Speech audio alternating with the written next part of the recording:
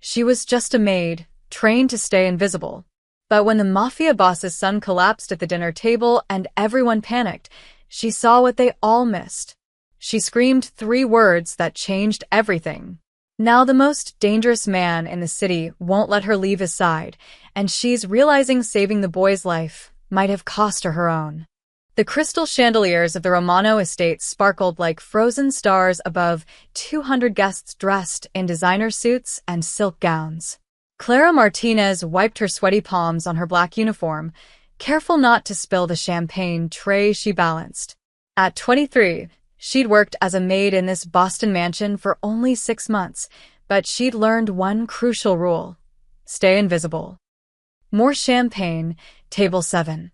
Barked Mrs. Capelli, the head housekeeper, her voice sharp enough to cut glass. Clara nodded and weaved through the crowd, her heart hammering. She'd never seen this many dangerous people in one room. Don Alessandro Romano's annual charity banquet wasn't really about charity. Everyone knew that. It was where the most powerful families in New England came to show respect, make deals, and remind each other who ruled the streets. At the center table sat the man himself, Alessandro Romano, 42 years old, with salt and pepper hair slicked back and eyes that could freeze your blood. Next to him, his 9-year-old son Luca picked at his dessert, looking bored in his tiny tuxedo. The boy's mother had died 3 years ago. Clara had heard the whispers, and since then, Alessandro protected his only child like a caged treasure. "Papa, can I go play now?" Luca's small voice carried across the table. "After your fruit juice, figlio mio," Alessandro said without looking up from his conversation with the Moretti family underboss. Clara approached table 7, a group of Alessandro's advisors, when she heard it. A wet, choking cough. Her head snapped toward the center table. Luca was bent forward, his small hands clutching his throat. His face was turning an alarming shade of red. "He's choking," someone screamed. The room erupted. Guests jumped to their feet. 2 bodyguards rushed toward Luca, but Alessandro was faster, grabbing his son by the shoulders. "Luca." Luca breathed. But something was wrong. Clara had 3 younger brothers back in El Paso. She'd seen choking before: the panic, the wild grabbing at the throat, the desperate gasping. This was different. Luca wasn't gasping. He was convulsing. Clara's eyes dropped to the table in front of the boy. His dinner plate was clean, his dessert untouched, but his juice glass. She saw it. A thin, oily sheen floating on the surface of the cranberry juice, catching the chandelier light like a rainbow slick on pavement. It was subtle, almost invisible, but it was there. And it wasn't supposed to be. "Stop!" Clara heard herself shout. Nobody listened. The room was chaos. A doctor from the guest list was pushing through the crowd. Alessandro was yelling for his car, ready to rush Luca to the hospital. Clara dropped her tray. The champagne glasses shattered on the marble floor, and the crack of breaking crystal finally got everyone's attention. "Don't move him," Clara screamed, running toward the center table. "It's not choking, it's poison." 4 guns appeared instantly, all pointed at Clara's head. Alessandro's guards moved like trained wolves, blocking her path. "The hell did you just say?" growled Marco, the head of security, his weapon steady on Clara's forehead. Clara's mouth went dry, but she forced the words out. "The juice. Look at his juice glass. There's an oil on top, it's not supposed to be there. I've seen it before." "She's insane," someone muttered. "Shoot her," another voice said coldly. But Alessandro's hand went up, stopping his men. His dark eyes locked onto Clara with an intensity that made her knees weak. "You have 5 seconds to explain before I let them put a bullet in your skull." Clara's mind raced. Why had she recognized that oily sheen? Then it hit her. Her uncle, a mechanic in Texas, had been poisoned by contaminated engine degreaser 2 years ago. She'd been the one to visit him in the ICU, had watched the doctors explain how certain petroleum-based poisons left that exact rainbow film.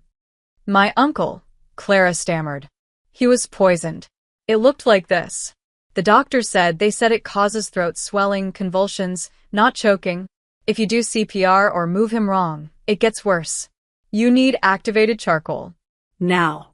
Alessandro stared at her for 3 endless seconds. Then he snapped his fingers. Vincent, get Dr. Shaw here. And someone bag that glass. Don't touch it with bare hands. Boss, she's just a maid. Now. The doctor, a thin man with wire-rimmed glasses, approached Luca carefully. He leaned down, sniffed near the boy's mouth, then examined the glass Clara had pointed to. His face went pale. She's right, Dr. Shaw whispered. This is chemical poisoning. We need to get him to Mass General immediately, but first, he barked orders at his assistant, who ran for his medical bag. Within minutes, they were forcing activated charcoal down Luca's throat.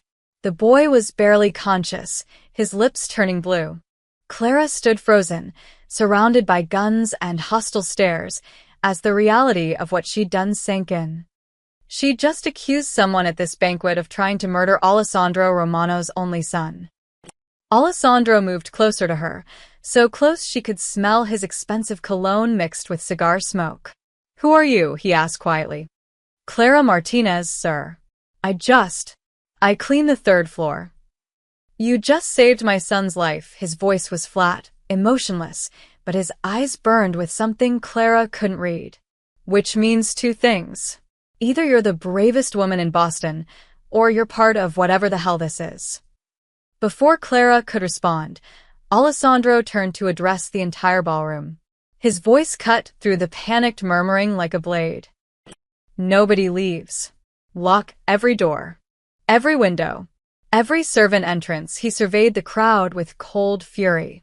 Someone in this room just tried to kill my boy. And you're all going to stay right here, until I find out who. The click of locks echoed through the mansion. Clara's stomach dropped as she realized the terrible truth. She was trapped in a house full of killers, and one of them had just tried to commit murder.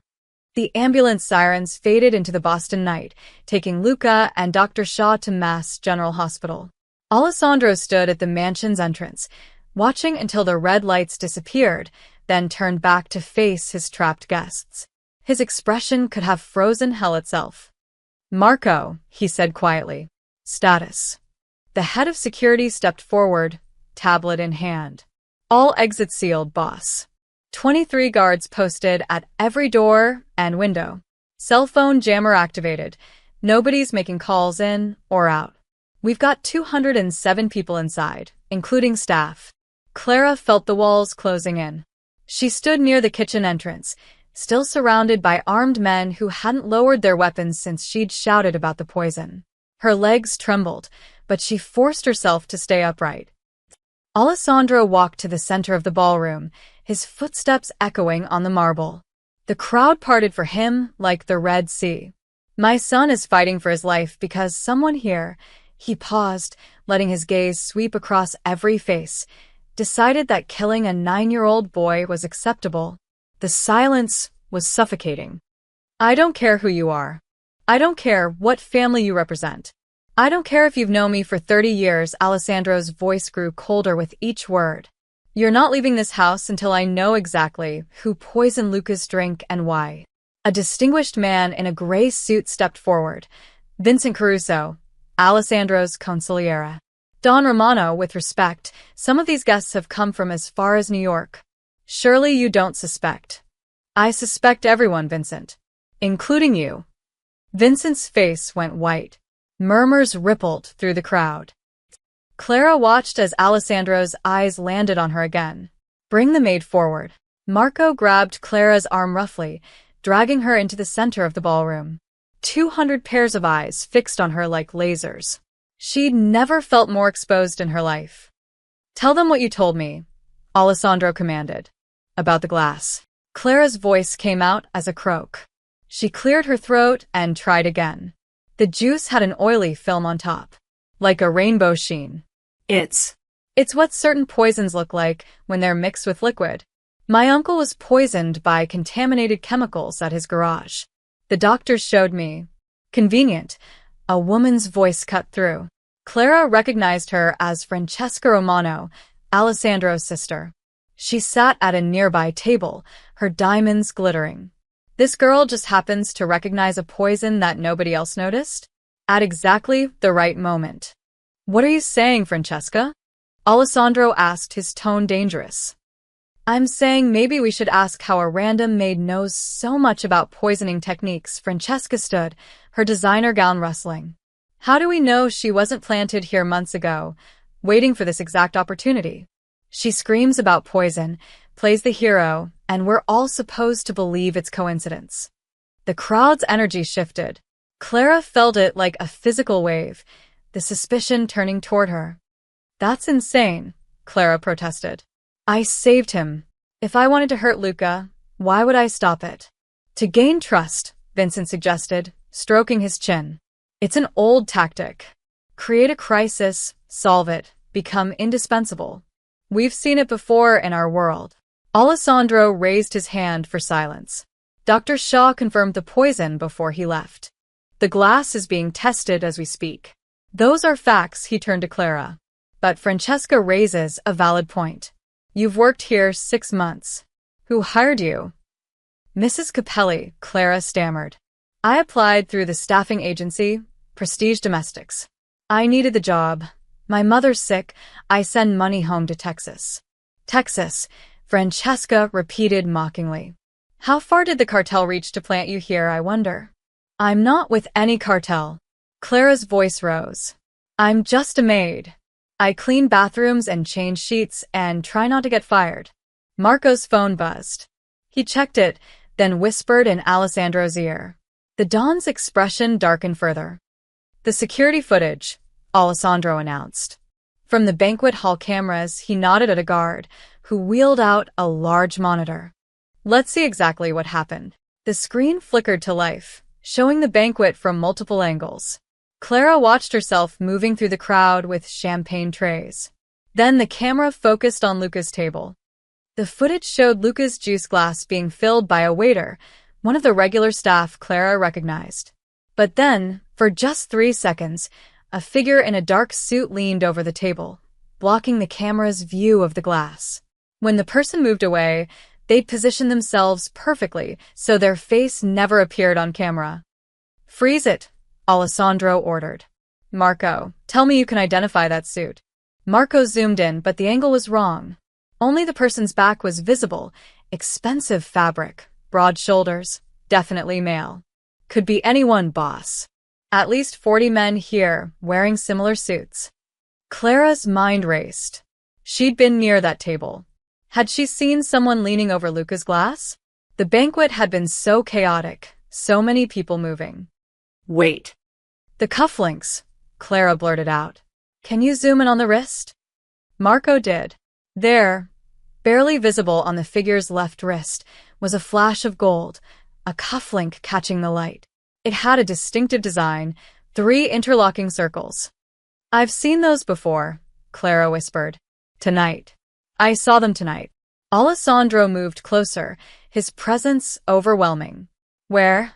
Clara closed her eyes, trying to remember. She'd served champagne to dozens of people. So many faces, so many hands reaching for glasses. But those cufflinks, they'd caught her eye because they were unusual. 3 circles like the Olympic rings, but arranged differently. "Table 7, she said suddenly. "One of your advisors." I remember thinking the design was strange when I served him champagne. The room exploded with noise. Alessandro held up his hand again, and silence fell immediately. "Table 7, he repeated. "Vincent, who was sitting at table 7? Vincent checked his seating chart, and Clara saw his hand tremble slightly. "Michael Rossi, Tony Chun, Frank DeVito," and he paused, "and my nephew, David Caruso." Alessandro's eyes narrowed. "Bring them all forward." "Now." 4 men stepped into the circle, all looking nervous. Clara scanned their wrists, her heart pounding. None of them were wearing the cufflinks. Someone had already removed the evidence. Alessandro had the 4 men from table 7 lined up like soldiers facing a firing squad. Michael Rossi, a stocky enforcer in his 50s. Tony Chun, the family's accountant, mid-30s and sweating profusely. Frank DeVito, a veteran soldier with gray at his temples. And David Caruso, Vincent's nephew, barely 25 and looking like he might vomit. "Empty your pockets," Alessandro commanded. "Watches, rings, cufflinks, everything on the table." Now. The men complied, hands shaking as they removed their jewelry. Clara watched as the items clinked onto the white tablecloth. Gold watches, diamond rings, various cufflinks. None with 3 interlocking circles. "Where are they, David?" Alessandro asked quietly, stepping in front of Vincent's nephew. David's face went pale. "Where are what, Don Romano? I don't understand."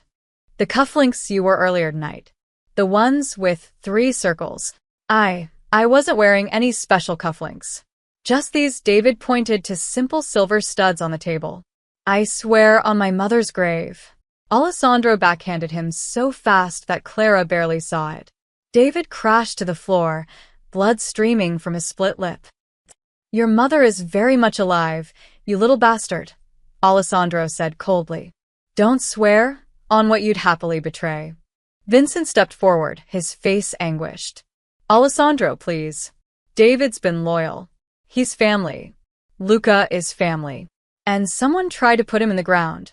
Alessandro turned to Marco. "Search them. Strip them down if you have to. And find those cufflinks." While the guards began patting down the 4 men, Alessandro moved to another table where his technical team had set up.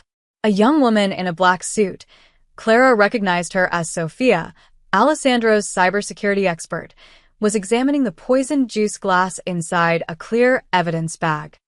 "Talk to me, Sophia," Alessandro said. Sophia adjusted her glasses, not looking up from her tablet. "Preliminary field test confirms oleander extract mixed with a petroleum carrier. Highly toxic, causes symptoms within minutes. Whoever made this knew exactly what they were doing." She swiped her screen. "But here's what's interesting. The glass itself was clean. The poison wasn't in it originally. Meaning someone added it after the juice was poured. The servers filled all the glasses from the same jug. I checked the kitchen footage. Luca's glass was clean when it left the kitchen." Alessandro's jaw tightened. "So it happened here in the ballroom. Someone walked up and poisoned my son's drink in a room full of witnesses." "Bold," Sophia agreed. "Or desperate." Clara watched from her corner, still flanked by guards. Her mind kept replaying the moments before Luca started choking. She'd been moving through the crowd, focused on not spilling champagne, trying to stay invisible. But there had been movement near the center table. Lots of people paying respects to Don Romano, greeting Luca, making small talk. Wait. There had been someone who lingered. Someone who'd stood near Luca's seat longer than necessary, even after Alessandro had politely dismissed them.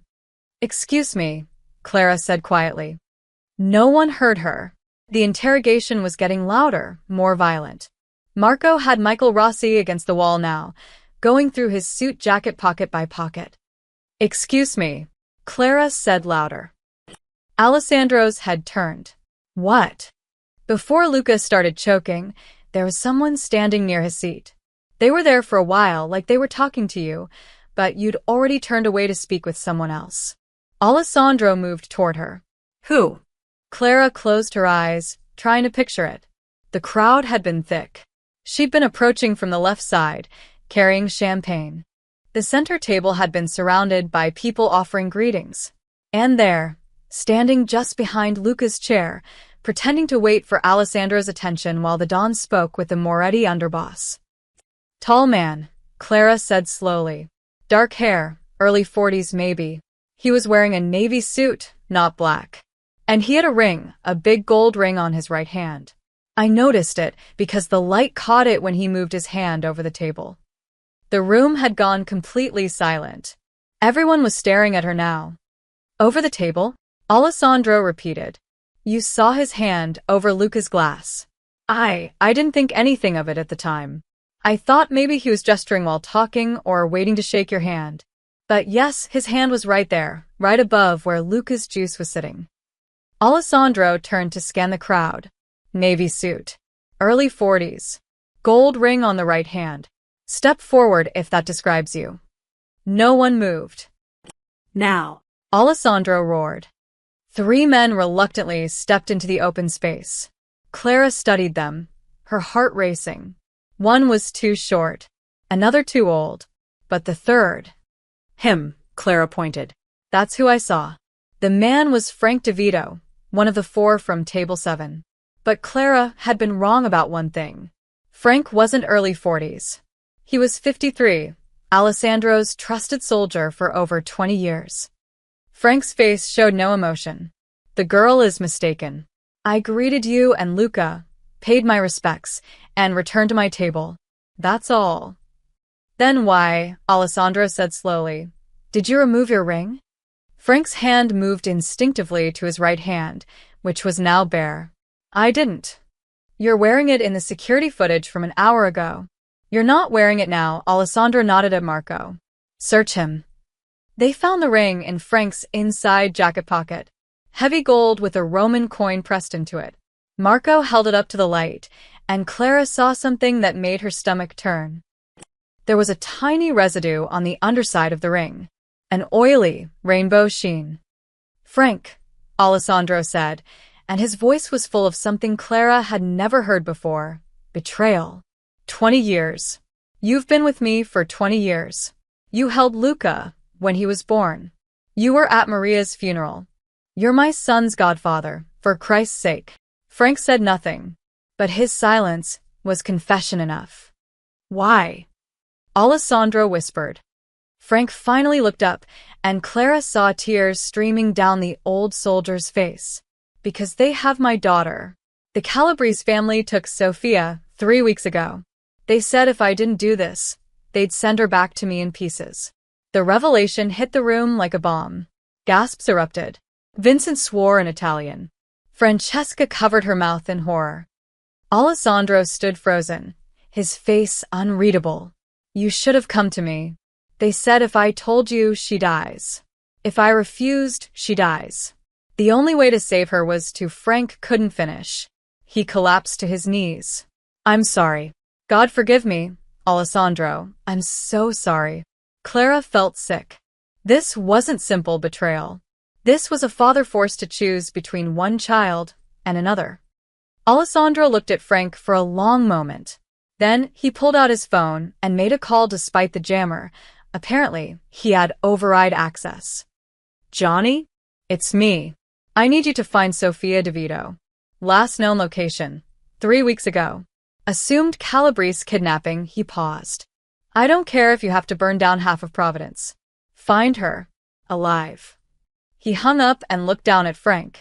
I'm going to save your daughter. And then I'm going to decide whether to kill you myself or let you live with what you've done. Frank DeVito was dragged to the wine cellar and locked inside, still sobbing. Alessandro stood in the center of the ballroom, his hands clasped behind his back, staring at nothing. The crowd remained frozen, waiting for his next move. The Calabrese family, Alessandro finally said, his voice like gravel. This is their play. They use Frank to poison Luca, weaken my family, start a war. He turned to Vincent. Send word. Tell every soldier we have to prepare for retaliation. But Francesca stepped forward, her voice cutting through the tension. Wait. Something doesn't add up.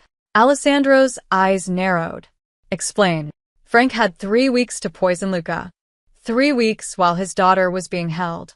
Why wait until tonight? Why do it at a banquet with 200 witnesses?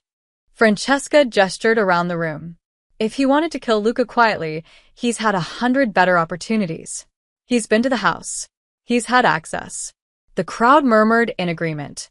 Clara felt a cold dread forming in her stomach. Maybe he couldn't go through with it until now, Vincent suggested weakly. Or maybe, Francesca continued, her gaze sliding to Clara, Frank isn't the only person involved. Maybe someone pushed him to do it tonight specifically. Someone who wanted to be here to watch. Someone who could conveniently save Luca at the last second and become a hero. The accusation hung in the air like poison gas. You're insane, Clara breathed. I had nothing to do with. Didn't you? Francesca moved closer, circling Clara like a shark. You recognized a rare poison instantly. You knew exactly what to do. You just happened to be walking by at the exact right moment she turned to address Alessandro. Brother, think about it. Frank breaks down crying, confesses everything, gives us a convenient enemy to blame. Meanwhile, this girl becomes your son's savior. Who benefits most from this scenario? The Calabrese family benefits, Alessandro said coldly. They have my godfather in their pocket and my son nearly dead. Do they? Francesca picked up the evidence bag with the juice glass. Or do we only have Frank's word that they're involved? What if this girl and Frank planned it together? What if she's the real plant and Frank is just the patsy who takes the fall? Clara's heart hammered against her ribs. That's crazy. Why would I save Luca if I wanted him dead? Because you knew we'd test the drink, Francesca said smoothly. You knew we'd find the poison. Better to discover it yourself and control the narrative than risk someone else finding it and you becoming a suspect. This way, you look like a hero instead of an accomplice. Marco stepped closer to Clara, his hand resting on his weapon. Other guards moved in, forming a tighter circle. This is insane, Clara repeated, but her voice shook. I don't even know Frank DeVito. I've never spoken to him outside of serving him drinks tonight. Can anyone confirm that? Francesca asked the room. Has anyone seen this girl interact with Frank before tonight? Silence. Clara looked desperately at Mrs. Capelli, the head housekeeper, but the older woman avoided her eyes. Alessandro watched the exchange without expression. Finally, he spoke. Sophia, check the girl's background. Everything. Employment records, family history, phone records, bank accounts. I want to know every person she's talked to in the last 6 months. Already running it, boss. Sophia called from her laptop station. And check her room, Alessandro added. Marco, take 2 men. If there's anything connecting her to Frank or the Calabrese family, find it. You won't find anything, Clara said desperately. Because there's nothing to find. Alessandro stepped directly in front of her. Up close, Clara could see the rage barely contained behind his dark eyes.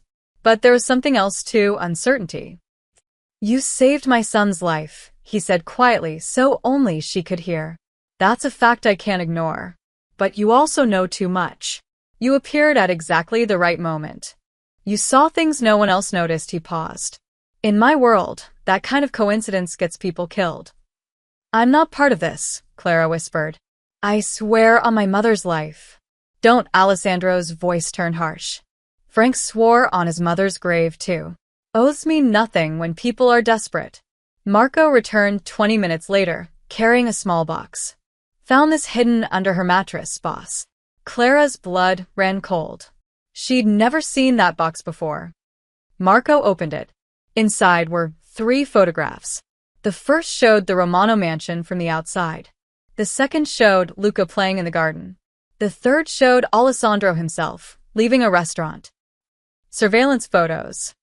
Those aren't mine, Clara said, but even to her own ears, it sounded weak.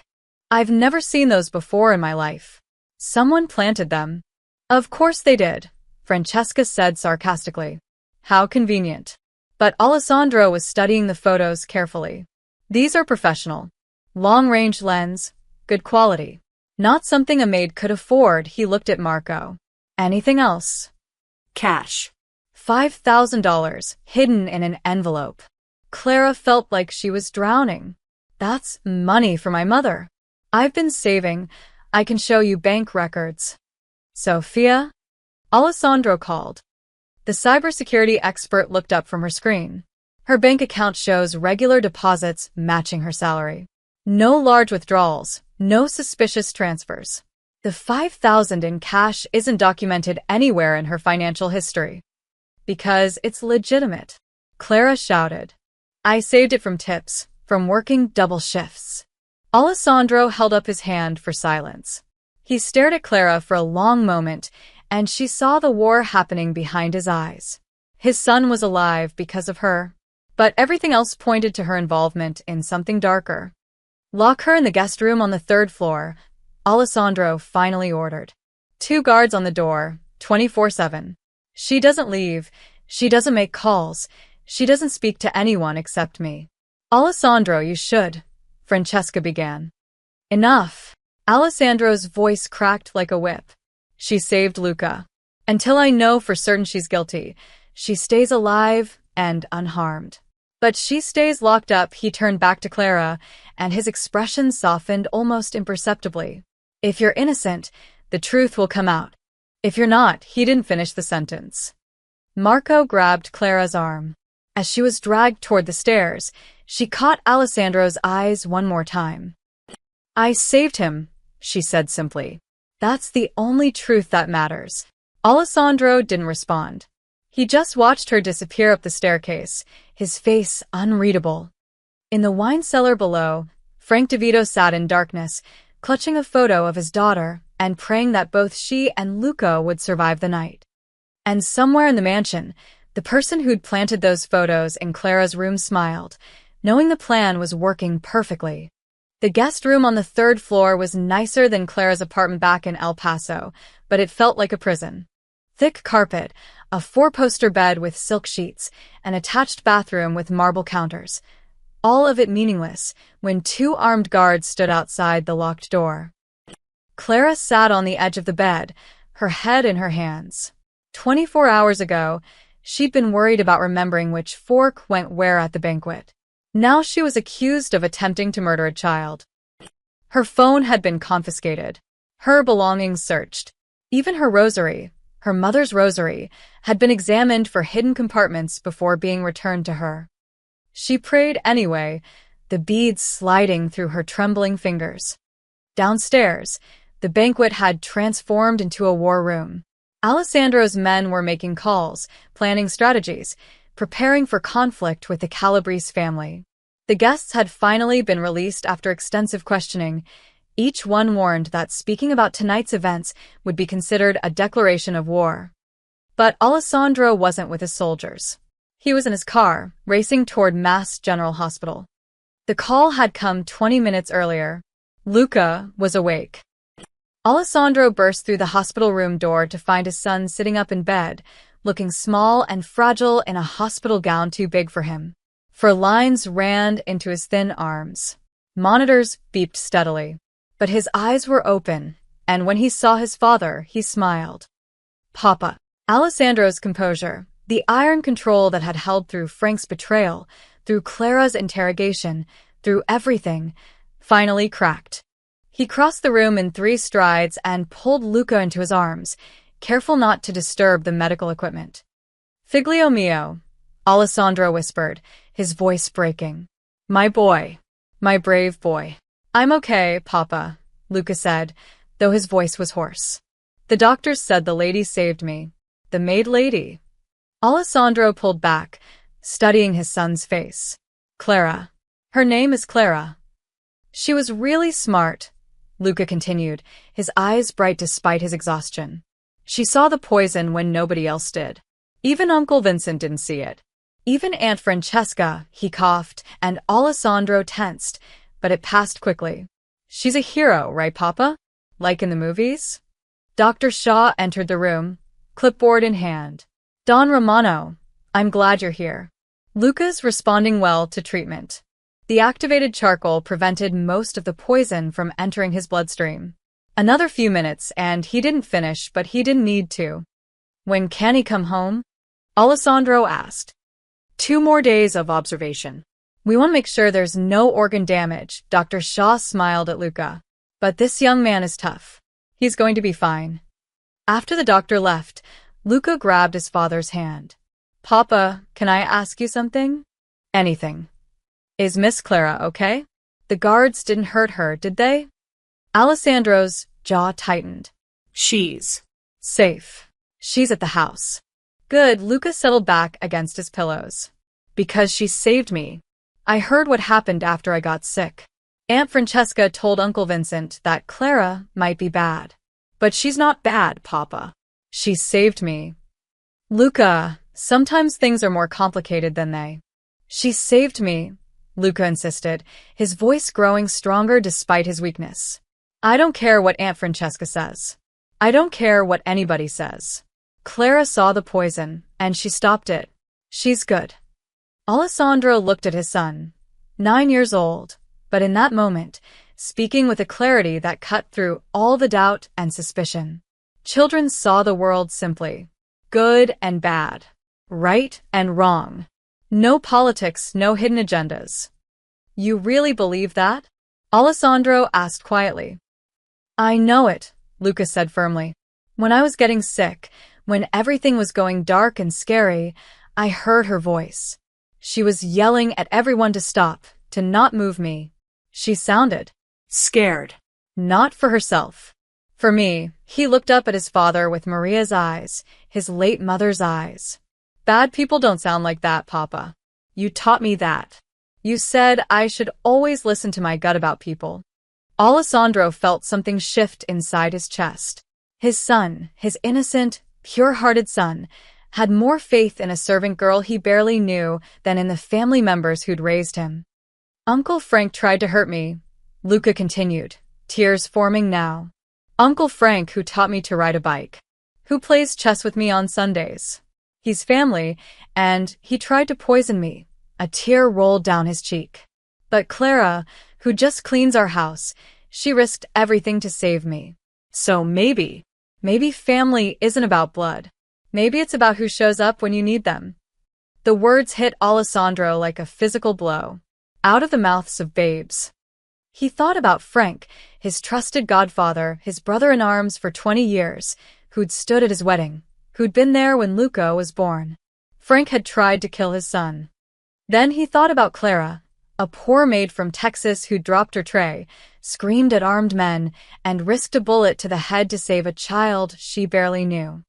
Blood versus action. Loyalty versus proof. Papa? Luca's small voice pulled him back. Please don't hurt Miss Clara.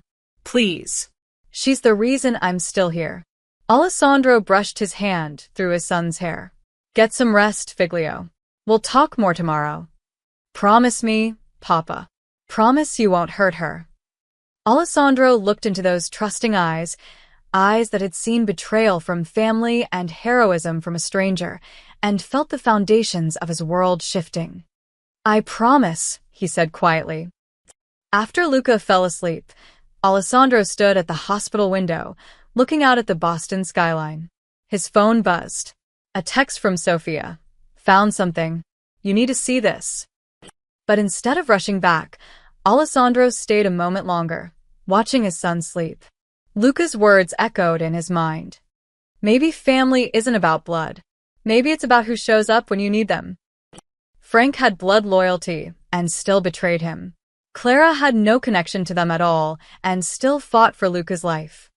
For the first time in his career, Alessandro Romano found himself doubting everything he'd built his life on.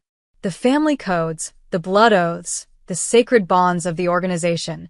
What did any of it mean when a godfather could poison a godson? And what did it mean when a stranger proved more loyal than family? He made a decision. Whatever Sofia had found, whatever evidence existed, he would look at it with fresh eyes. Not as a Don protecting his empire, but as a father honoring his son's wisdom. Because Luca was right about one thing. Clara had shown up when it mattered most. Now, Alessandro needed to find out why. Clara jerked awake at 2:47 a.m. to the sound of her door clicking open. For a moment, she thought she'd imagined it. The room was dark, only a sliver of moonlight coming through the curtains. But then she heard it, the whisper of fabric against fabric. Footsteps on carpet. Someone was inside. Her heart exploded into overdrive. She stayed perfectly still, her eyes adjusting to the darkness.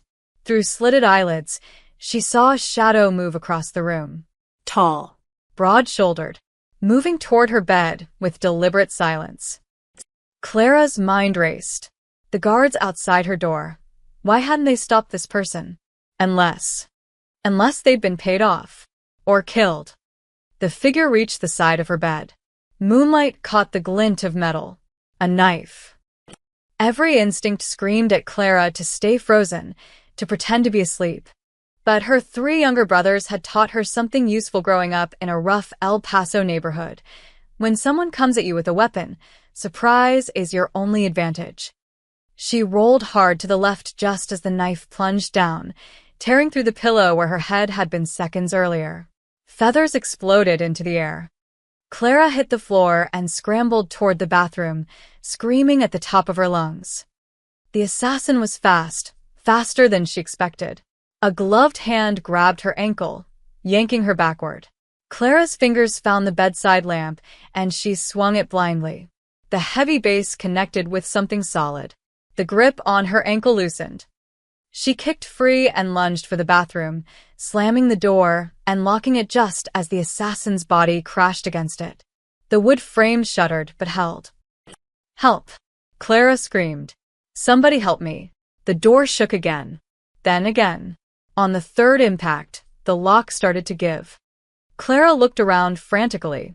The bathroom had no windows, just marble, mirrors, and a bathtub. She was trapped. Her eyes landed on the toilet tank lid. Heavy ceramic. She grabbed it just as the door exploded inward. The assassin came through fast, knife raised. Clara swung the tank lid with everything she had. It caught the attacker's wrist with a sickening crack. The knife clattered to the tile floor. But the assassin didn't stop. A fist caught Clara in the ribs, driving the air from her lungs. She went down hard, her vision sparking with pain. Through watering eyes, she saw the assassin reach for the dropped knife. Then the bathroom filled with gunfire. Marco stood in the doorway, his weapon drawn, 2 bullets in the assassin's chest. The figure crumpled to the floor. More guards poured into the room, weapons raised, shouting commands. Clara sat against the bathtub, gasping for air, her whole body shaking. Marco pulled the ski mask off the assassin's face. It was one of the guards who'd been posted outside Clara's door. "Jesus Christ," Marco breathed. He keyed his radio. "Boss, we've got a situation. Someone just tried to kill the girl." Alessandro arrived 15 minutes later, still in the clothes he'd worn to the hospital. He surveyed the scene with cold fury, the destroyed door, the feathers everywhere, the blood on the bathroom tiles, and Clara sitting on the bed wrapped in a blanket, a medic examining her bruised ribs. "Talk," Alessandro ordered Marco. "Tommy Ricci," Marco said, gesturing to the dead guard. "Been with us 3 years. Good soldier, no red flags." He was posted outside her door with Davis. "We found Davis unconscious in the hallway closet, knocked out, not dead." Ricci must have waited until Davis went to take a leak, then made his move. Alessandro looked at the knife still lying on the bathroom floor. "That's not a guard's weapon. That's an assassin's blade. Custom Italian steel." "Someone hired him," Sophia said, appearing in the doorway with her tablet. "I just cracked Ricci's phone. He received a wire transfer of $50,000 3 hours ago. Offshore account, heavily encrypted. Whoever paid him knew what they were doing." Alessandro's eyes narrowed. 50,000 to kill a maid. That's not what you pay to silence a co-conspirator. That's what you pay to eliminate a witness. The implication settled over the room like a heavy fog. "If Clara was part of the poisoning plot," Sophia continued, "why would someone pay to kill her now? Frank's already caught. The blame is already assigned. Unless she's not guilty," Alessandro finished. "Unless someone wanted us to think she was involved, and now they're afraid she'll figure out the truth." Francesca appeared at the door, wearing a silk robe, her face a mask of irritation. "Alessandro, what's all this noise?" "Some of us are trying to." She stopped when she saw the scene. "What happened?" "Someone tried to kill Clara," Alessandro said flatly. Well, Francesca's tone was cold. Maybe Frank had accomplices who are tying up loose ends. "Francesca," Alessandro said quietly, dangerously. "If Clara was working with Frank, they'd have no reason to kill her. She'd be one of them. The fact that someone wants her dead tells me everything I need to know." "Or it's theater," Francesca countered. "Stage an attack to make herself look innocent. We only have her word that this was real." "We have a dead body," Marco interjected. That's pretty real. Alessandro made a decision. Marco, clear out the bedroom next to mine. Move Clara there tonight. The room went silent. You can't be serious, Francesca said. The master suite level? Alessandro, she's a servant. She's someone who saved my son and nearly died tonight because of it. Alessandro's voice left no room for argument. She stays in the room next to mine, with my personal guards on the door. No one gets near her without my approval. This is insane. Francesca's composure finally cracked. You're elevating a maid to the family floor because of some sob story? What message does that send to everyone else? It sends the message that loyalty matters more than blood, Alessandro said, and Clara heard an echo of Luca's words in his tone. It sends the message that I protect people who protect my family. He turned to Clara, who was staring at him with wide eyes. Can you walk? Clara nodded shakily. Marco, escort her to the new room. Post 4 guards, people you trust with your life. Nobody goes in or out except me or Dr. Shaw, he paused. And get her some real clothes. Something warm. She's been shaking for 10 minutes. As Marco helped Clara to her feet, she caught Alessandro's eye. Thank you, she whispered. Alessandro's expression softened almost imperceptibly. My son says you're a hero. Someone out there is very afraid you'll prove him right. He gestured to the dead assassin. Find out who paid Ricci. I want names by sunrise. After Clara was escorted out, Francesca turned on her brother. You're making a mistake. You're letting your guilt over Luca cloud your judgment. Maybe, Alessandro admitted. Or maybe I'm finally seeing clearly. He looked at his sister with eyes that had seen too much betrayal in one night. Someone in our circle is playing a deeper game. Frank was just a pawn. Clara's just a witness. The real player is still out there, and they just showed their hand. He walked past Francesca toward the door, then paused. Oh, and sister? If anything happens to Clara under my protection, I'll assume you had something to do with it. Consider that your only warning. Francesca stood alone in the destroyed guest room, fury radiating from every pore. Downstairs, Clara was escorted to the master suite level, a place servants never went. As she stepped into her new room, she realized something terrifying. She wasn't just a witness anymore. She was bait. 2 days later, Luca came home from the hospital.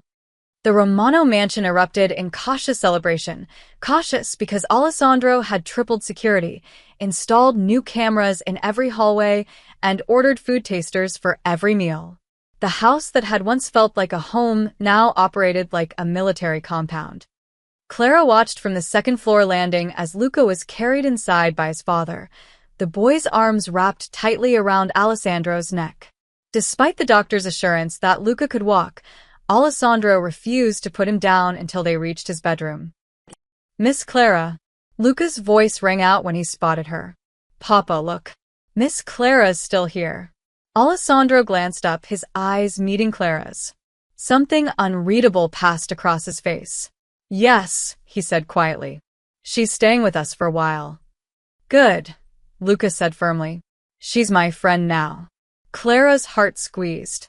In the 3 days since the poisoning, she'd been called a suspect, nearly killed, and moved into a luxury prison.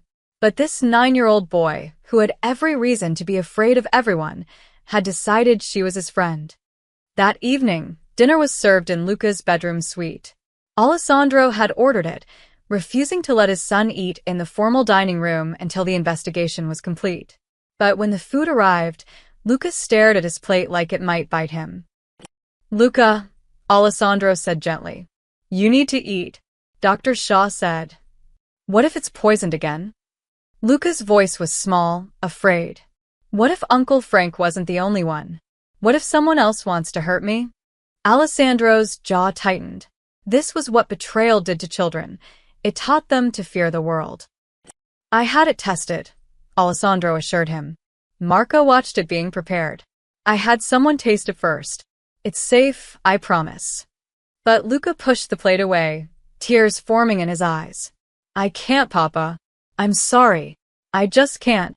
Clara, who'd been standing quietly in the corner as per Alessandro's orders to keep her nearby, stepped forward. "May I?" she asked Alessandro. He nodded. Clara sat on the edge of Luca's bed and picked up his fork. She speared a piece of chicken, brought it to her lips, and ate it. Then some mashed potatoes. Then a green bean. "See," she said, smiling at Luca. "Delicious and totally safe." Luca watched her carefully. "You're not scared." "Nope. And you know why? Because your papa is the smartest, most careful man I've ever met. If he says it's safe, it's safe." "But what if?" "How about this?" Clara interrupted gently. "What if we eat together? Every bite I take, you take. That way, if something's wrong, which it won't be, we'll both know." Luca considered this. Then slowly he nodded. For the next 20 minutes, Clara and Luca ate together, bite for bite. Alessandro watched from his chair by the window, his expression unreadable. But his eyes never left Clara's face. This became their routine. Every meal, Clara would sit with Luca, taste everything first, then eat alongside him. She'd tell him stories about growing up in Texas, about her brother's antics, about her mother's terrible cooking, about the time she'd tried to fix a car and ended up covered in motor oil. Luca laughed for the first time since the poisoning when Clara described her youngest brother Miguel getting his head stuck in a fence. "Did the fire department have to come?" Luca asked, giggling. "Worse," Clara said with mock seriousness. "My abuela had to come. And she brought her cutting torch from when she used to work construction." "No way. I swear on my life." Miguel had a weird haircut for 3 months after that. Alessandro listened to these stories from his position by the window or the doorway, always present, always watching. He saw how Clara's presence calmed his son, how Luca's nightmares decreased when she read to him before bed, how the boy who'd been afraid to eat now cleaned his plate just to keep up with her bites. On the 4th night, after Luca had fallen asleep, Alessandro finally spoke. "You're good with him," he said quietly. Clara was gathering the dinner dishes, preparing to leave. "He's a sweet kid," Clara replied. "He deserves to feel safe. Because of Frank, he doesn't. He's afraid of his own family now." Clara set down the plates and turned to face Alessandro. "Then show him that not everyone will betray him. Let him see that some people keep their promises. Like you." "Like you," Clara corrected. "You promised to protect him. You're doing that. He sees it, even if he's scared." Alessandro stood, moving closer. In the dim light of Luca's bedroom, with his son sleeping peacefully for the first time in days, he looked different. Less like a Mafia don, and more like a tired father carrying the weight of the world. "I misjudged you," he admitted. "When Francesca accused you, part of me believed it. In my world, kindness is usually a weapon. Loyalty is often a lie. And now I watch you eat chicken nuggets shaped like dinosaurs to make my son laugh. I watch you check under his bed for monsters. Real ones, not metaphorical ones. I watch you give him the kind of care his own blood relatives can't be bothered to provide." Alessandro's voice dropped. "You're either the greatest actress I've ever met, or you're exactly who you appear to be." "I'm a maid from El Paso who got lucky," Clara said simply. "I saw something wrong and I said something. That's all." "That's not all." Alessandro gestured to Luca. "You gave him back his childhood, even if just for a few hours at a time." Clara felt heat rise in her cheeks. Anyone would. "No," Alessandro interrupted firmly. "They wouldn't. My sister visits for 5 minutes and lectures him about being strong. My advisors send expensive gifts and never visit at all. Vincent can't look at him without guilt because his nephew worked with Frank." He paused. "But you sit on his floor and build Lego sets. You let him beat you at checkers. He beat me fair and square. And you make him feel like a normal kid instead of a Mafia heir who survived a murder attempt." Alessandro's dark eyes held hers. "That takes courage. Different from the courage you showed at the banquet, but courage nonetheless." Before Clara could respond, Lucas stirred in his sleep, murmuring something. Both adults froze. Clara moved to his bedside instinctively, brushing his hair back from his forehead. The boy settled, a small smile on his face. Alessandro watched this simple gesture, this tenderness from a woman who owed them nothing, and felt something crack in the walls he'd built around his heart. "Stay," he said suddenly. Clara looked up, confused. "I'm sorry. When this is over. When we catch whoever's behind this."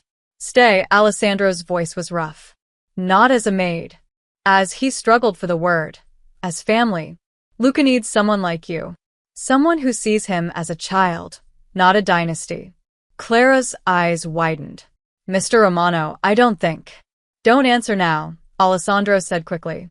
"Just think about it." He left the room before Clara could respond, leaving her standing in the darkness, her heart pounding, wondering how her life had transformed so completely in less than a week. Outside the door, Alessandro leaned against the wall and closed his eyes. He was falling for her, the poor maid who'd saved his son, the woman who had no reason to care, but cared anyway. It was dangerous, foolish, completely against everything his world stood for. But watching her with Luca, Alessandro realized something terrifying. He didn't care anymore. A week passed. Alessandro's men had tracked down Sofia DeVito in a Providence warehouse, alive but traumatized. Frank remained in custody, broken and awaiting judgment. The Calabrese family denied any involvement, which meant either they were lying or someone was using their name to cover their tracks. Alessandro decided it was time to return to normalcy, or at least the appearance of it. He ordered a family dinner in the main dining room, a show of strength, a message that the Romano family would not hide. "This is a bad idea," Marco warned as staff set the long mahogany table. "We still don't know who paid Ricci to kill the girl. Whoever it is, they're still out there." "Exactly why we're doing this," Alessandro replied. "Flush them out. Make them think we've moved on, that we're comfortable again. Comfortable people make mistakes." Clara stood in the corner of Luca's room, helping him put on a button-down shirt. The boy had grown attached to her presence, refusing to go anywhere in the house without her nearby. "Do I have to go to dinner?" Luca asked quietly. "There's going to be a lot of people." "Your papa wants the family together," Clara said gently, kneeling to fix his collar. "But I'll be right there, okay? I'm not going anywhere." "Promise." Clara held out her pinky finger. "Promise." Luca linked his small finger with hers and managed a smile. The dining room filled with people, Vincent and his wife, Francesca and her husband Marco Bianchi, several senior advisors, and cousins from the extended family. 20 people total, all watching each other with varying degrees of suspicion. Alessandro sat at the head of the table with Luca on his right. Clara stood behind Luca's chair, not sitting with the family, but closer than any servant had ever been permitted. Francesca's eyes burned with resentment. "Alessandro, really?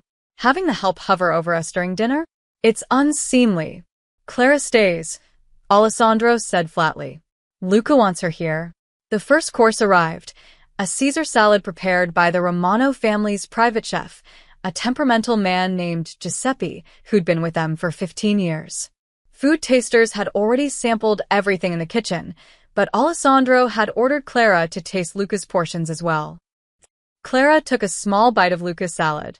Fresh, crisp, perfectly normal. She nodded, and Luca began to eat. Conversation flowed awkwardly around the table. Vincent discussed business. Francesca complained about a charity gala. The cousins made small talk about sports.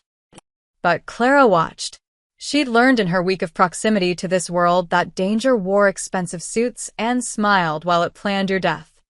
The main course arrived, osso buco, one of Luca's favorites. The servers placed identical plates in front of each guest, the rich aroma of braised veal filling the room. Clara reached for Luca's plate to taste it first, but something made her pause. The sauce. Everyone else's osso buco had a deep, rich brown sauce. But Luca's, his sauce had a slightly different sheen. Almost oily. Just like... "Stop!" Clara shouted, snatching the plate away from Luca just as he reached for his fork. The room exploded into chaos.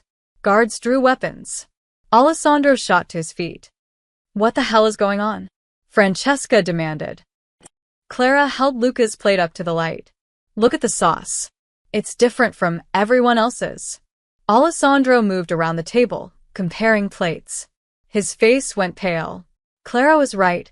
Luca's sauce had that telltale rainbow sheen, almost invisible unless you knew what to look for.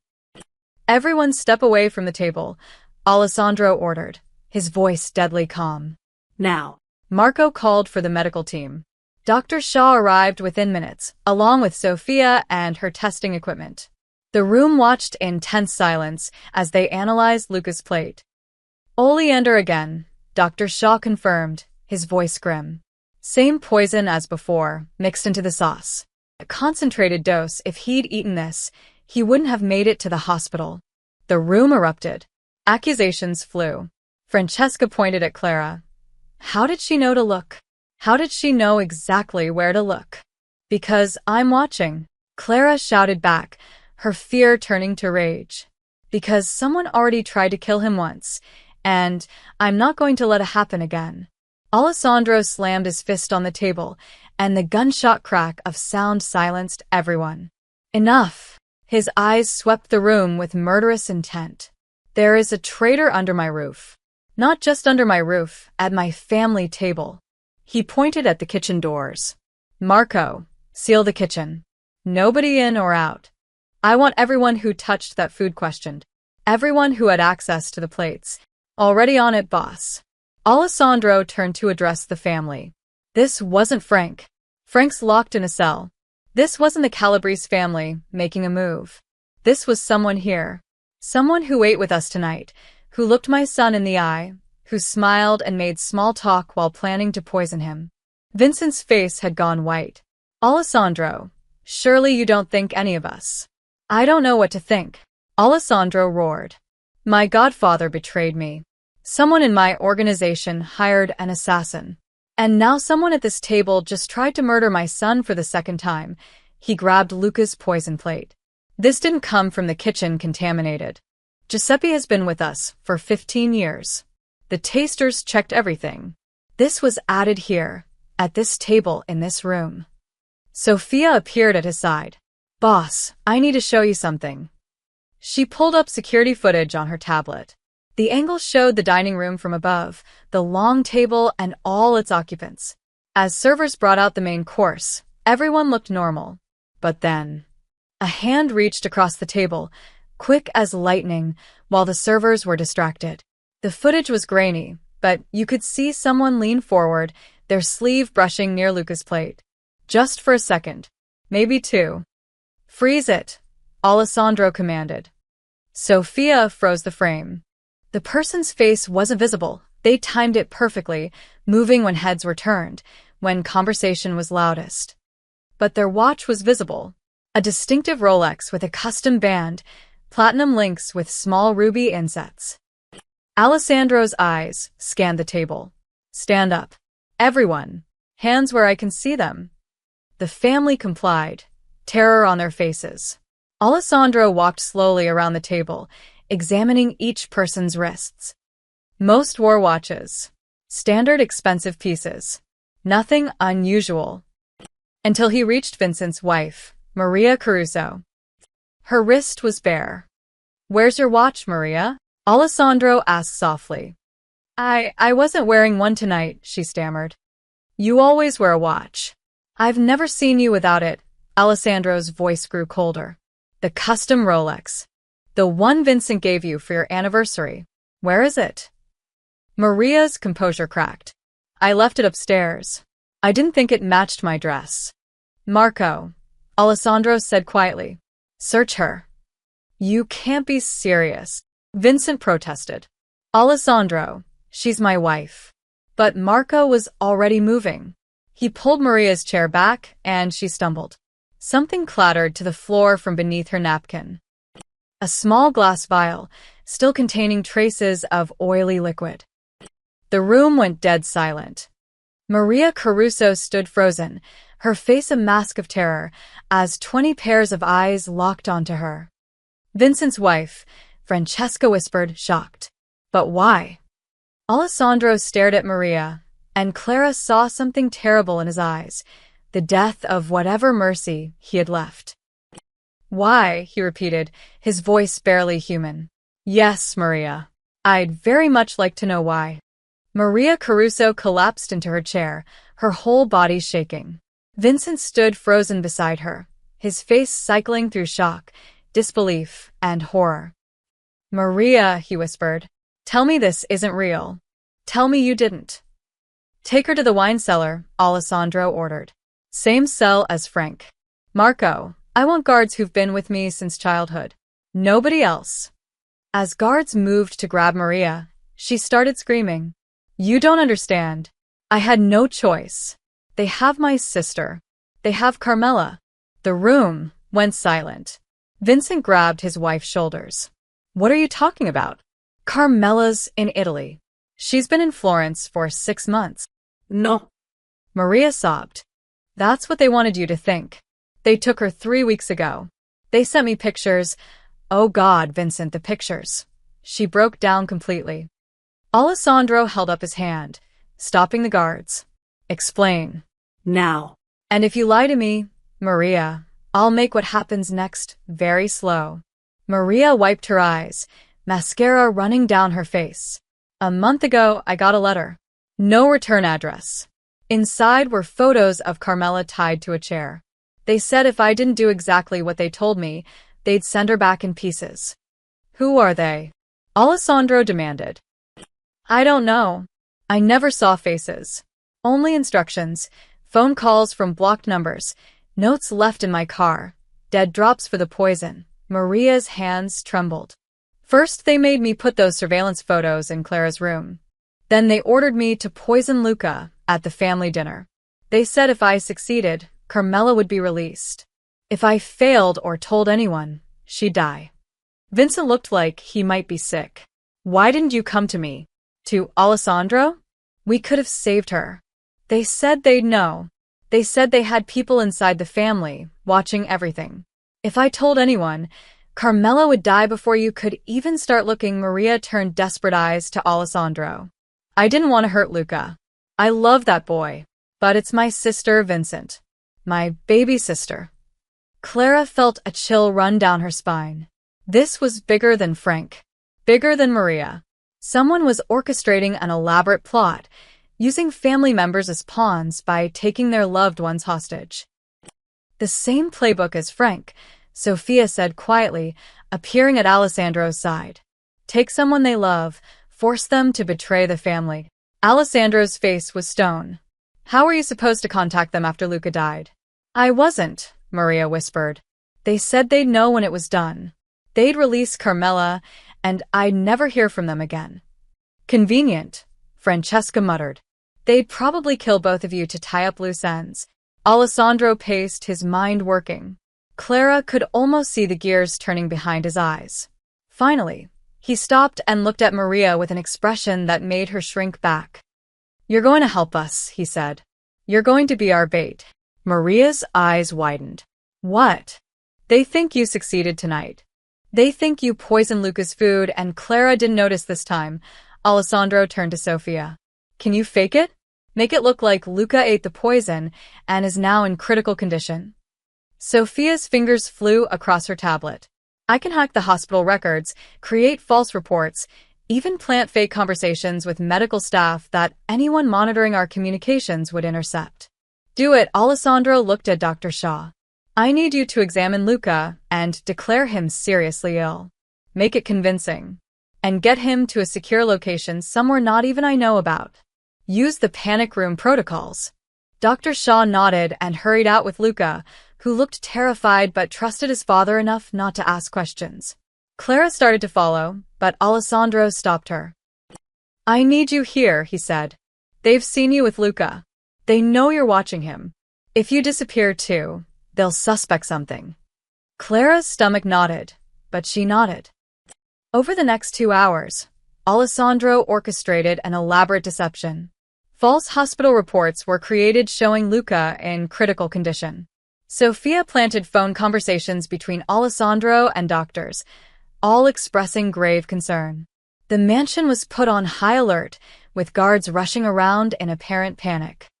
And Maria was moved to a guest room, not imprisoned, but under medical observation for shock. "Now we wait," Alessandro said, standing in his office with his core team. "Whoever's behind this will make contact. They'll want to confirm Luca's condition, or they'll move to their next phase." "What if they just disappear?" Vincent asked. He looked 10 years older than he had that morning, the betrayal of his wife cutting deep. "They won't," Alessandro said with certainty. "This isn't about just killing Luca. If it was, they could have tried a dozen simpler ways. This is about destroying the Romano family from within, making us distrust each other, turning family against family." He looked around the room. "They're not done yet." Clara sat in the corner, trying to process everything. Frank's daughter, Maria's sister. Someone was systematically identifying the family's pressure points and exploiting them. "Boss," Marco called from the doorway. Maria's phone just got a text. Everyone rushed to Sophia's monitoring station. On screen, they could see the message that had appeared on Maria's confiscated phone. "Well done. Your sister will be released at dawn. Await final instructions." Alessandro's eyes gleamed. They took the bait. "Sophia, can you trace it?" "Already trying, but it's bouncing through multiple servers." "Whoever this is, they're sophisticated." Her fingers flew across the keyboard. "But they made one mistake. They're using a pattern. Give me an hour, I might be able to predict the next communication point." Alessandro turned to Clara. "I need you to do something difficult." "Anything," Clara said, surprised by her own certainty. "They'll be watching the house. They'll want to see you react to Luca's condition." Alessandro's voice softened slightly. "I need you to go to the medical wing, to the room where they think Luca is dying. I need you to look devastated. Cry if you can. Make them believe." Clara understood. She was the outsider who'd saved Luca twice. Her reaction would confirm the lie. "I can do that," she said quietly. 2 hours later, Clara sat beside an empty hospital bed in the mansion's medical wing, her face in her hands, shoulders shaking with manufactured sobs. But as she cried, her eyes watched the window's reflection, looking for any sign of surveillance. In Alessandro's office, Sophia suddenly sat up straight. "Got it." "The next message is going to come through a burner phone registered to a coffee shop in the North End. But here's the interesting part. The purchase was made using a credit card belonging to," she pulled up the records, "a shell corporation tied to Romano family investments." "Inside job," Marco breathed. "It's definitely someone in the family." Alessandro's phone rang. An unknown number. He put it on speaker. A distorted voice came through. "Don Romano. I'm sorry about your son. Such a tragedy. But this is just the beginning unless you agree to my terms." "What terms?" Alessandro kept his voice neutral. "Step down. Retire. Name Vincent as your successor and disappear. Do this, and no one else gets hurt. Refuse, and everyone you love will die slowly." The line went dead. Alessandro looked at his assembled team, and Clara saw something dangerous in his smile. "Now we know what they want," he said quietly. "And now we give it to them." Alessandro's plan was audacious and dangerous. Stage another family dinner. "You want to give them another shot at Luca?" Marco protested. "Boss, that's insane. Luca won't be there," Alessandro said calmly. "We'll use a decoy. My cousin Paolo's son is the same age, same build. From a distance, in the right clothes, he could pass for Luca." "You're using a child as bait?" Vincent looked horrified. "Paolo's son will be in a different room entirely, appearing via live video feed edited to look like he's at the table." "Technology, Vincent. Sophia can make it seamless." Alessandro turned to his cybersecurity expert. "Can you do it?" Sophia nodded. "I can composite him into the feed in real time. Anyone watching, either in person or through surveillance, will think he's sitting right there." "And the food?" Marco asked. "Every plate will be clean. But we'll give our traitor an opportunity." Alessandro's eyes gleamed. "Clara will announce she's not feeling well and step away from Luca's side. Just for 5 minutes. Long enough for someone desperate to make their move." Clara felt her pulse quicken. You want me to leave him vulnerable on purpose. I want whoever's orchestrating this to think they have one final chance. Alessandro met her gaze. The phone call said, this is just the beginning. They're not going to stop until I'm gone or dead. So, we end it tonight. The dinner was set for the following evening. Word spread through the family that Don Romano was addressing his succession plans, that after Luca's second poisoning attempt, he was considering stepping back. The bait was irresistible. 20 family members and senior advisors gathered in the dining room. Alessandro sat at the head of the table, his face drawn with fake exhaustion. Next to him, the video composite showed Luca picking at his food, Clara standing protectively behind his chair. Vincent sat to Alessandro's left, his face troubled. Francesca was across from him, watching everything with sharp eyes. The other advisors, Michael Rossi, Tony Chun, and several others, filled the remaining seats. Sophia had planted microcameras everywhere. In Alessandro's office, monitors showed every angle of the dining room. The first course passed without incident. Conversation was stilted, nervous. Everyone knew about Maria's arrest, about the second poisoning attempt. Tension hung over the table like a storm cloud. Then, right on schedule, Clara pressed her hand to her stomach. "Excuse me," she said, her voice strained. "I'm not feeling well. I need to." "Go," Alessandro said, waving her away. "Luca will be fine for a few minutes." Clara hurried from the room, her heart hammering. In the office, she joined Sophia and Marco, watching the monitors intently. "Now we wait," Sophia whispered. The main course was served: roasted chicken, vegetables, risotto. Servers moved around the table placing identical plates. The composite Luca sat alone now, unprotected. For 3 minutes, nothing happened. Then Tony Chun, the family accountant, stood up. "Excuse me, I need to use the restroom." He walked toward the exit, but as he passed behind Luca's chair, his hand moved to his jacket pocket. "There," Marco breathed. Tony's hand emerged with something small and dark, a vial. In one smooth motion, he uncapped it and leaned forward as if to adjust his napkin. His hand moved over Luca's plate. "Got him," Sophia said, already recording. But before Tony could pour, Alessandro's voice cut through the room like a blade. "Tony, stop right there." The accountant froze, the vial suspended above the plate. His face went white. Guards appeared from alcoves, weapons drawn. Marco entered from the kitchen, gun pointed at Tony's head. "Put it down slowly," Alessandro commanded, standing. Very slowly. Tony's hand trembled. For a moment, Clara thought he might try to run. But there was nowhere to go. Surrounded by armed men, he carefully set the vial on the table. "It's not what it looks like," Tony stammered. "Really?" Alessandro gestured to Sophia, who pulled up the video feed. "Because it looks like you're about to poison my son's food. For the 3rd time someone has tried." The room erupted in shocked murmurs. Vincent stared at Tony in disbelief. "Tony, you've been our accountant for 8 years. Why?" Tony's composure cracked. He sank into his chair, his head in his hands. "They paid me. God help me, they paid me $2 million. "Who?" Alessandro moved closer, his presence suffocating. "The Marchetti family. From Chicago." Tony looked up, tears streaming down his face. "They approached me 6 months ago. They wanted the Romano territory, wanted you gone. They said if I helped them, I'd be set for life. If I refused, they'd expose my gambling debts. I owe $500,000 to bookies, Alessandro. I was desperate." "So you sold out a child?" Clara heard herself say, stepping back into the room.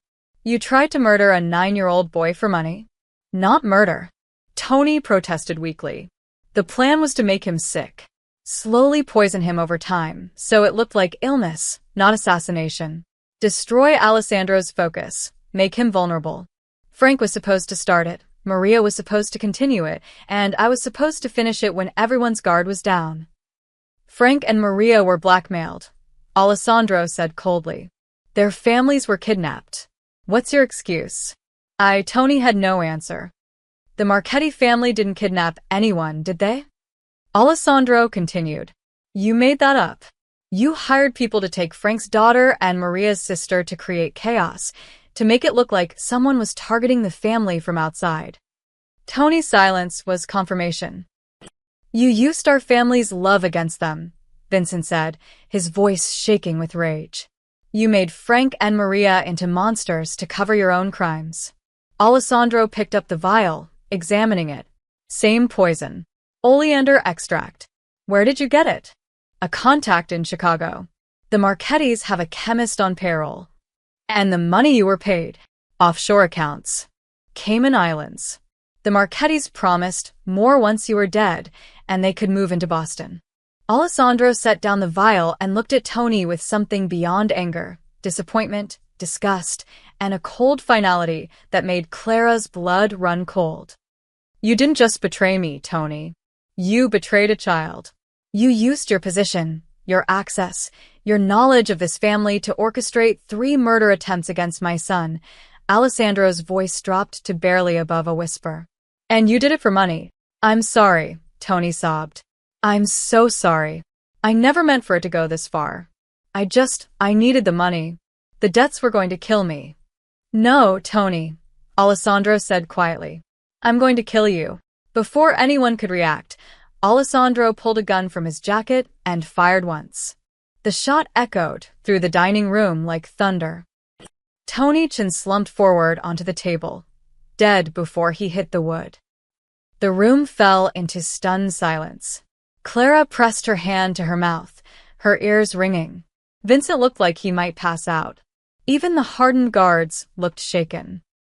Alessandro holstered his weapon and turned to address the entire room, his voice carrying absolute authority. Let this be a lesson. Loyalty to this family means loyalty to every member, especially the most vulnerable. Betray that trust, threaten a child, and there is no mercy. None. He gestured to the guards. Remove the body. Contact the Marchetti family in Chicago. Tell them their plan failed, and their accountant is dead. Tell them if they ever threaten a Romano again, I'll burn their entire organization to the ground. As Tony's body was dragged away, Alessandro looked at Clara. Something passed between them, an acknowledgement of what she'd witnessed, what she'd become part of. Thank you, he said simply, for watching, for caring, for being willing to testify to what you saw. Clara nodded, unable to find words. The poor maid from El Paso had just watched a man executed at a dinner table. And the terrifying part was that she understood why. The dining room cleared quickly after Tony's execution. Guards removed the body. Servants scrubbed the blood from the mahogany table. Within an hour, it was as if nothing had happened, except for the 20 witnesses who would never forget what they'd seen. Alessandro ordered everyone to remain. The household assembles in the main hall. Everyone. Family, soldiers, staff. I don't care if you're a dishwasher or a capo. Be there in 20 minutes. Clara stood in the hallway outside the dining room, her hands still shaking. She'd seen violence before. Growing up in a rough neighborhood, you couldn't avoid it. But this was different. This was calculated. Final. A man had died 3 feet from where she'd been standing. You okay? Marco appeared beside her, his voice surprisingly gentle. I don't know, Clara admitted. Should I be? Tony Chin tried to kill a kid 3 times.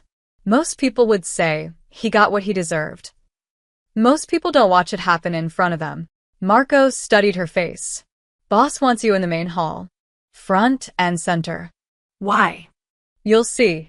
The main hall was the largest room in the Romano mansion, a grand space with vaulted ceilings, marble columns, and a massive fireplace. It was where Alessandro addressed his organization during important moments. Weddings, funerals, declarations of war. Over 100 people filed in. Clara recognized faces from the kitchen staff, the security team, the gardeners. Vincent and Francesca stood near the front with the senior advisors. Everyone looked nervous, whispering amongst themselves. Alessandro entered last, commanding immediate silence. He wore a fresh suit. The one from dinner had blood spatter on the sleeve. He moved to the center of the hall, and every eye followed him. "Most of you know what happened tonight," Alessandro began, his voice carrying to every corner of the room.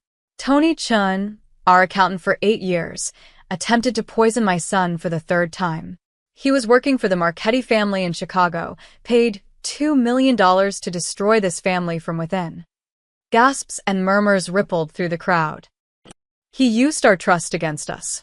He manipulated Frank DeVito and Maria Caruso by orchestrating the kidnapping of their family members. He made them believe they had no choice but to betray us." Alessandro's voice grew harder.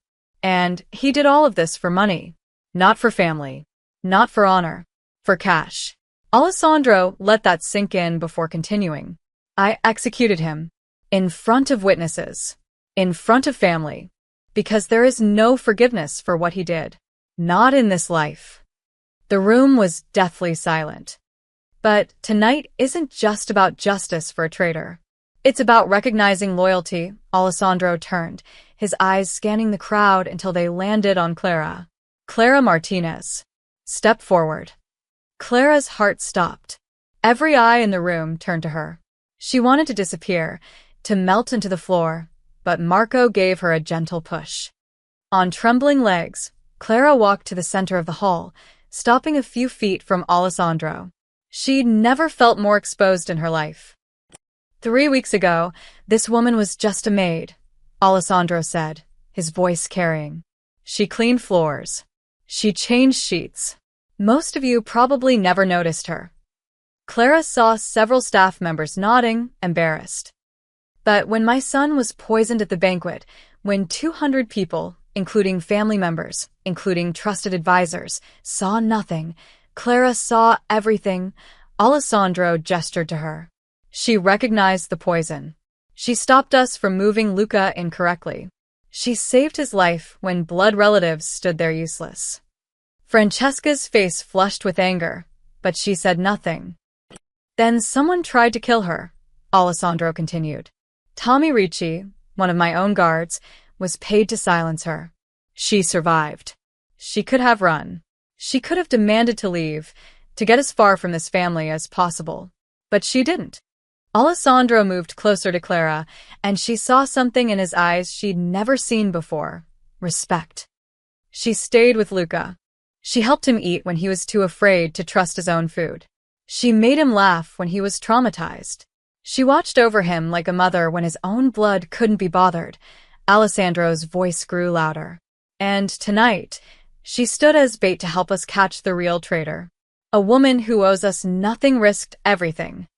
He turned to address the entire room. "Tony Chin was born into our world. Frank DeVito was made decades ago.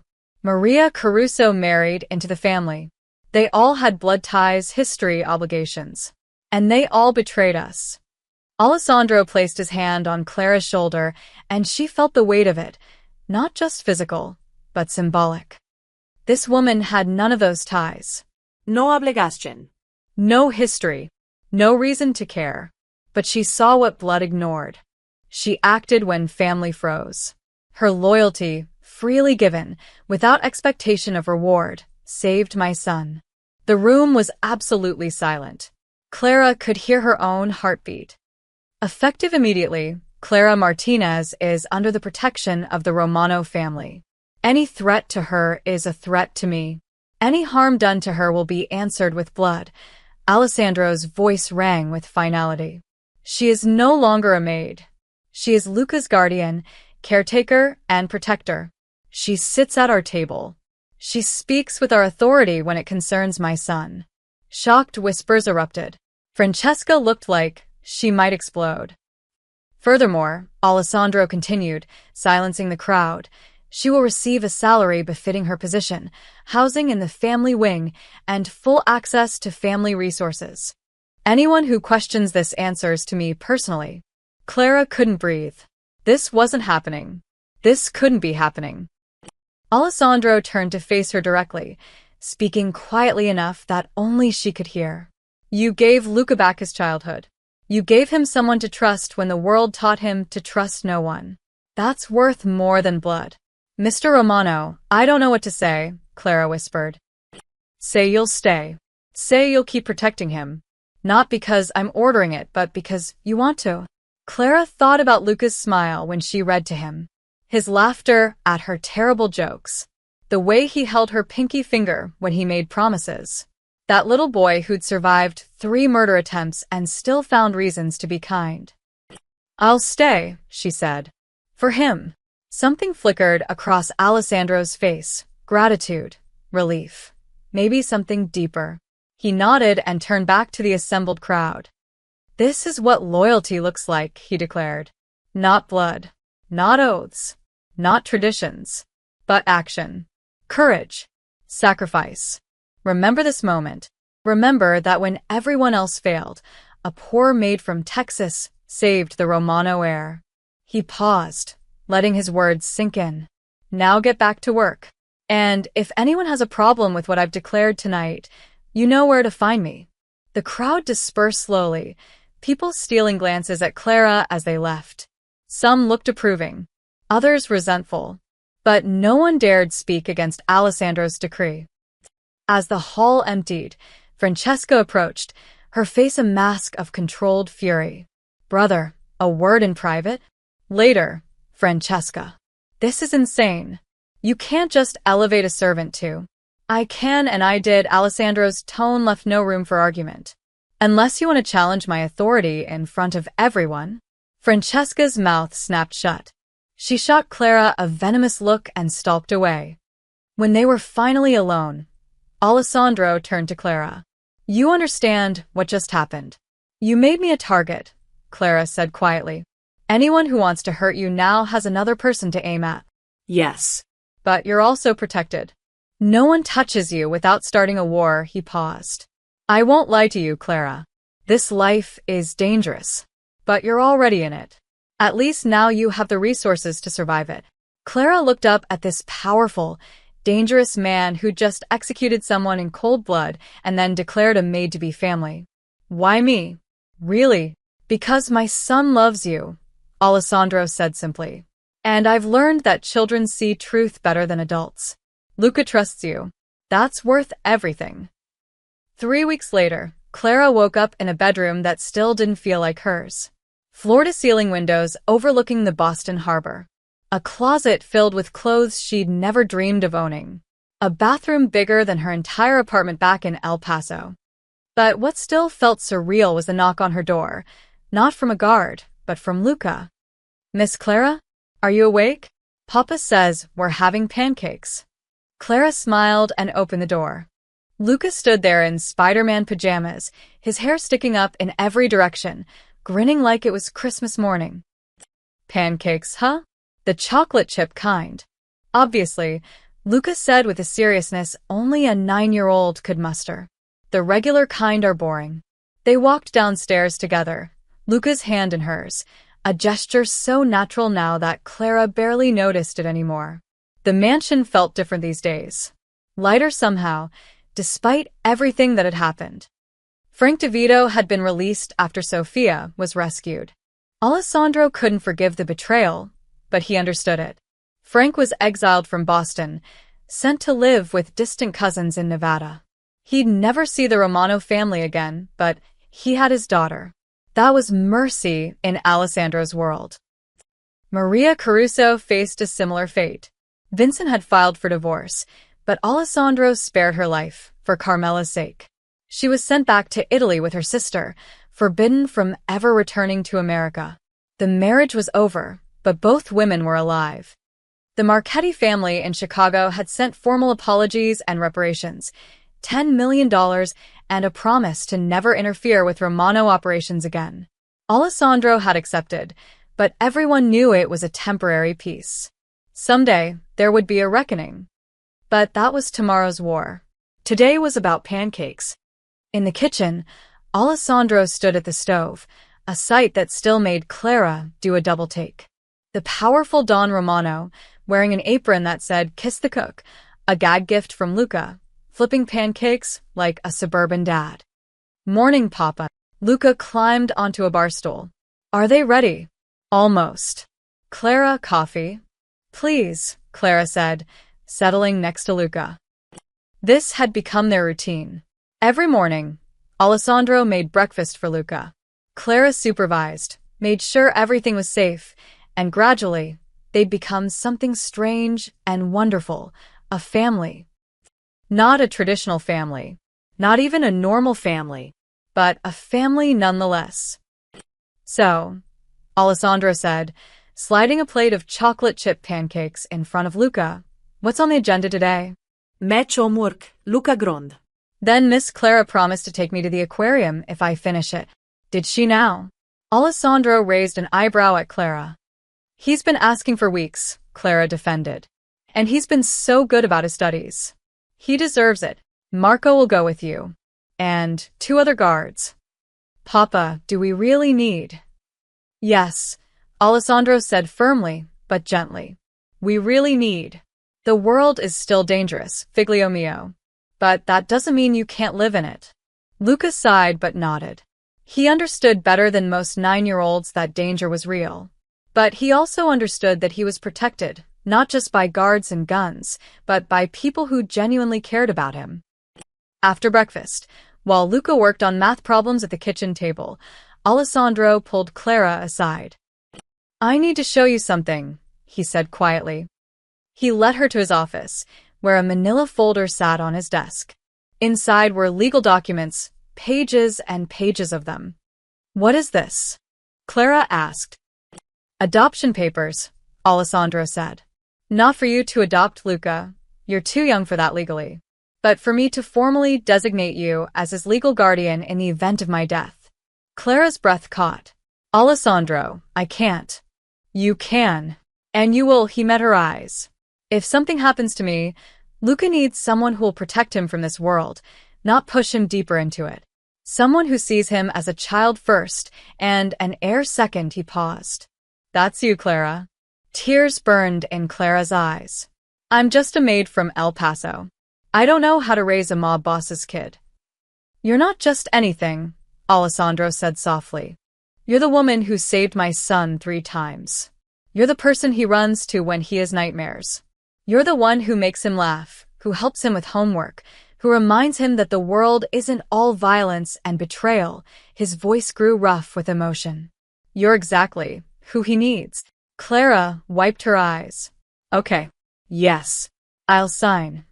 Alessandro handed her a pen, and she signed the documents with a shaking hand. When it was done, he pulled her into an unexpected embrace. Thank you, he whispered, for everything. That evening, after the aquarium trip, where Luca talked nonstop about sea turtles, the 3 of them sat in the mansion's library. Luca was curled up between Clara and Alessandro on the sofa, reading a book about marine biology. Miss Clara? Luca said suddenly, looking up. Yeah, kiddo. Are you going to stay forever? Like, really forever? Clara glanced at Alessandro, who nodded almost imperceptibly. Yeah, she said, pulling Luca closer. I'm going to stay forever. Good, Luca snuggled against her. Because you're family now, right, Papa? Alessandro looked at them both, this boy who'd survived 3 murder attempts and this woman who'd saved him each time. His eyes held a softness that few people ever saw. Right, he said quietly. She's family now. Later that night, after Luca was asleep, Alessandro stood at his son's bedroom door, watching Clara read one more chapter, even though the boy was already dreaming. She was still there, still protecting, still caring. He thought about Tony Chun, about Frank, about Maria, people bound to him by blood and oaths who'd betrayed everything. Then he thought about Clara, who'd had no reason to care, but cared anyway. Francesca appeared beside him in the hallway, her expression softer than it had been in weeks. She's good for him, Francesca admitted grudgingly. Yes, Alessandro agreed. You care about her, not just because of Luca. Alessandro didn't deny it. When the world tried to poison my blood, he said quietly, watching Clara smile as she closed the book and kissed Luca's forehead, she became part of it instead.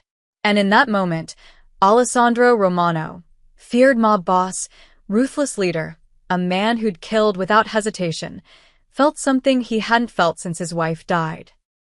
Hope.